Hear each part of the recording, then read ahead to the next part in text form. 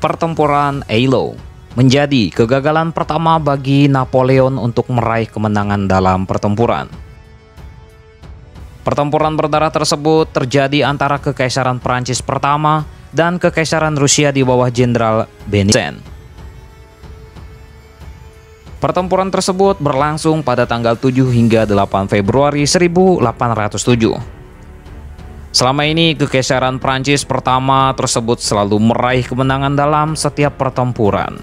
Bahkan setelah pertempuran Eylau, Prancis dan Rusia terus berperang hingga pertempuran Friedland pada bulan Juni. Dalam pertempuran tersebut dimenangkan oleh Prancis. Dilansir dari Ensiklopedia Britannica, setelah suksesi kemenangan pada tahun 1806, pertempuran Napoleon mengalami kebuntuan besar dan yang pertama dideritanya. Karena dalam pertikaian sengit dengan Rusia di pertempuran Eylau, Rusia Timur tidak memperoleh kemenangan. Bahkan pertempuran yang berlangsung pada musim dingin tersebut membuat pertempuran menjadi horor. Hal itu karena ketika ada pasukan yang terluka, membeku hingga mati setelah pertempuran. Dalam pertempuran tersebut, Napoleon mengerahkan kurang lebih 75.000 pasukan. Sementara dari Rusia ada 76.000 pasukan. Pada pertempuran tersebut menelan sekitar 4.000 korban bagi masing-masing pihak. Pertempuran yang terjadi tersebut tanpa menyelesaikan apapun dari kedua belah pihak. Pada 8 Februari, Napoleon hanya memiliki 41.000 pasukan. Sementara pihak Rusia memiliki 63.000 pasukan.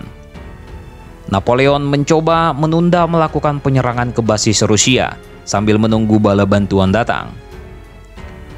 Karena jumlah pasukan yang dimiliki kalah banyak jika dibandingkan pasukan Rusia, Napoleon berusaha membendung kemajuan pasukan Rusia dengan serangan kavaleri atau pasukan berkuda. Pertama dipukuli dan kembali dalam badai salju. Sementara Rusia menuju garis Prancis yang lemah dan mengancam akan membanjiri mereka dengan serangan-serangan. Pada kesempatan tersebut, Napoleon meminta bantuan 10.000 pasukan kavaleri di bawah pimpinan Joachim Murat.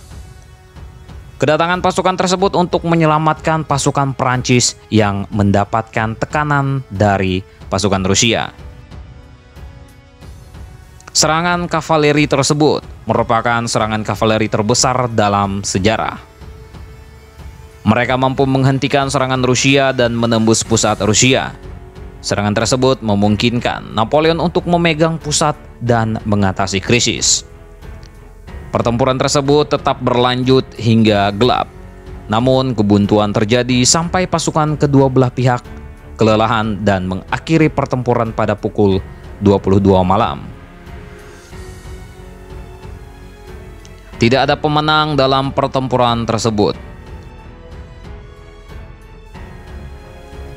Tentang ini bagaimana menurut kalian, coy?